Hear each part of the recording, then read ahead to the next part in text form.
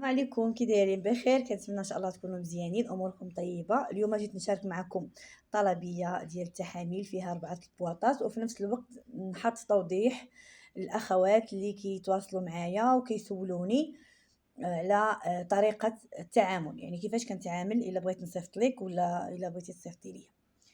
فالمهم انا صراحه دائما فيما تكلمت معايا شي اخت كنشرح لها ملي كنقول لها راه انا ما تنديرش الدفع عند الاستلام، وكنظن هذا من حقي لانه الانسان ملي كدوز عليه مره ما خ... صافي الا ما كناش كنتعلموا من الاخطاء ديالنا راه ما عمرنا غنتعلموا. فانا الدفع عند الاستلام ما كنديروش.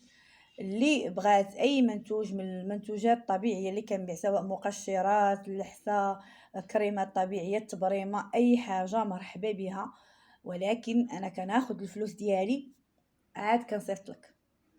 يعني كناخذ الفلوس ديال المنتوج ديالي، ولا كنتي بغيتي نصيفط لك في الامانه راه كتصيفطي لي الفلوس تاع التوصيل ديال الامانه اللي كتكون عباره عن 50 درهم.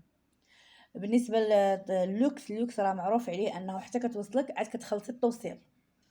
اما باش تخلصي البضاعه راه كتخلصيني فيها انا قبل ما نصيفطها لك. يعني كتكونفيرمي معايا تقولي مثلا بغيت هادي وهادي وهادي وكنوجدهم لك، كتصيفطي لي فلوسي كنصيفط لك الامانه ديالك. ورغم ذلك كاينين الناس كتقول لك صايبي لي ولا هذا وكتصايبي لها، وملي كتمشي تقولي لها صيفطي لي الفلوس باش نصيفط لك الامانه ديالك ما تقدر ما تجاوبكش، تقدر تقول لك لا انا ما مسالياش لا انا هذه. المهم بزاف ديال كيحسب لها دابا هي لا مثلا قالت لك صايبي لي واحد الكونتيتي كثيره ولا راه غتخسر ولا غادي تضيع. فالانسان غير حمق وصافي، وما راه الرزاق الله سبحانه وتعالى. فالمهم انا هاد الطريقه صراحه هي اللي كندير، وكنصيفط للمغرب كامل وحتى خارج المغرب. الحمد لله تعاملنا مع ناس في اسبانيا، في فرنسا، في ايطاليا، في الكويت، في البحرين. فالحمد لله كنصيفطوا لجميع المدن المغربيه وخارج المغرب. هادشي اللي كاين الاخوات ديالي، فكنتمنى ان شاء الله التوضيح يكون واضح. انا كنتعامل على صيفطي لي فلوسي نصيفط الامانه ديالك. كاين اللي كيوالمها وكتيق، كاين اللي كتقول لك لا انا كنخاف، وهي من حقها. يعني كل واحد راه الله يحسن العوان وظروفه، وكاين اللي يجمعها درهم بدرهم، كاين اللي ميسر عليه الله. المهم ظروف ديال كل واحد، انا ما غادي نلوم حتى واحد، ولكن الى ريحاتك طريقتي مرحبا وسهلا.